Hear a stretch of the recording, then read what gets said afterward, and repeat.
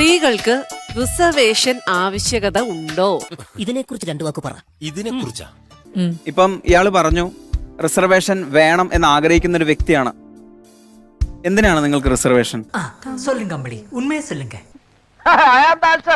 പുരുഷന്മാർക്ക് മാത്രമാണ് എല്ലാ കാര്യങ്ങൾക്കും മുൻഗണന കൊടുക്കണം എന്നതിനോട് പൂർണ്ണമായിട്ടും എല്ലാവരും യോജിക്കുന്നുണ്ടോ?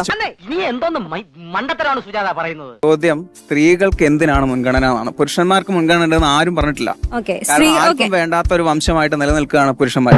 ആണുങ്ങളൊക്കെ ഇവിടെ ജീവിച്ചു പൊക്കോട്ടെ, അതിന് സ്ത്രീകളുടെ സഹകരണം ഞങ്ങൾക്ക് ആവശ്യമാണ്. പബ്ലിക്കിലേക്ക് നിങ്ങൾ ഇറങ്ങി ചെല്ലുന്ന സമയത്ത് ഇയാൾ എന്നെ തൊട്ടു എന്ന് പറഞ്ഞാൽ താൻ ഇവരെ തൊട്ടോ എന്ന ചോദ്യത്തിന് മുമ്പേ ഒരു 20 ആളെങ്കിലും എന്റെ മേലെ കൈവച്ചിട്ടുണ്ടാവും.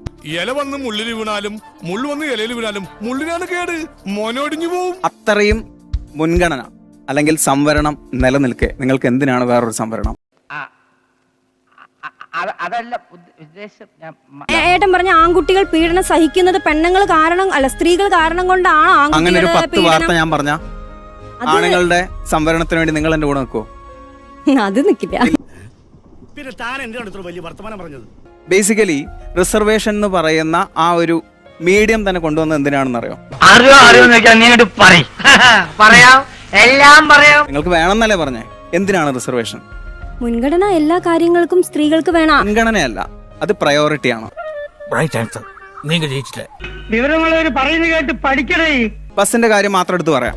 ഒരു ബസ്സിൽ കയറുമ്പോൾ സ്ത്രീകൾക്ക് പ്രത്യേകിച്ച് സീറ്റ് ഉണ്ട്. 25% സീറ്റാണ് ഒരു ബസ്സിൽ സ്ത്രീകൾക്ക് വേണ്ടി മാറ്റി വെച്ചിട്ടുള്ളത്. അതൊക്കെ നാട്ടുകാർക്ക് അറിയാവുന്ന കാര്യമല്ല അല്ലേ? പക്ഷെ സ്ത്രീകൾക്ക് വേണ്ടി മാത്രമല്ല മാറ്റി വെച്ചിട്ടുള്ളത്, സ്ത്രീകൾക്കും വൃദ്ധജനങ്ങൾക്കും വികലാംഗർക്കും. ഞാനൊരു ചോദ്യം ചോദിക്കട്ടെ. എന്താണാവോ നിങ്ങളുടെ ചോദ്യം? പറയാം.